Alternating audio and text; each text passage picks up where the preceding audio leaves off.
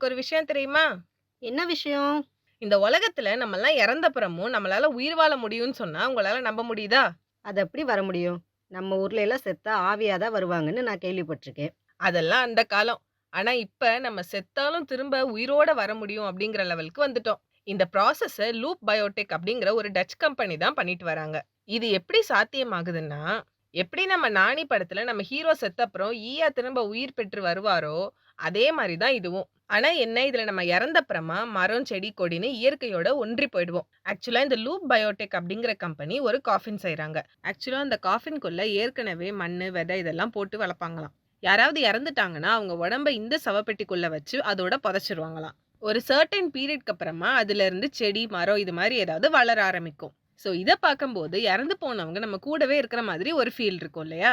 அதுக்காக தான் இந்த மாதிரி அந்த கம்பெனி பண்ணிட்டு வராங்க. சொல்லப்போனா அந்த சவப்பெட்டிக்குள்ள எந்த மாரி விதை போடணுங்கிற வரைக்கும் நம்மளே டிசைட் பண்ணிக்கலாமா.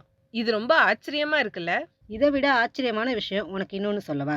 பொதுவா நம்ம தல வலிச்சா என்ன பண்ணுவோம்? காஃபி குடிப்போம். ஆனா, அந்த காஃபி பீனோட வேஸ்ட் கிரவுண்ட்ஸ் வச்சு ஸ்பெக்ஸோட ஃப்ரேம்லாம் ரெடி பண்றாங்க.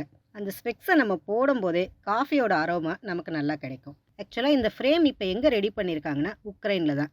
அங்க இருக்கிற மேக்ஸ்ன்ற ஒரு பையன் பிளாஸ்டிக்கோட பொல்யூஷன கண்ட்ரோல் பண்றதுக்காக அவனோட ஃபீல்ட யோசிச்சு இத ரெடி பண்ணியிருக்கான். நீங்க ஸ்பெக்ஸ் யூஸ் பண்றவங்களா இருந்தீங்கன்னா, அத விட முக்கியமா காஃபி லவ்வரா இருந்தீங்கன்னா, கண்டிப்பா இந்த ப்ராடக்ட் உங்களுக்கு தான்.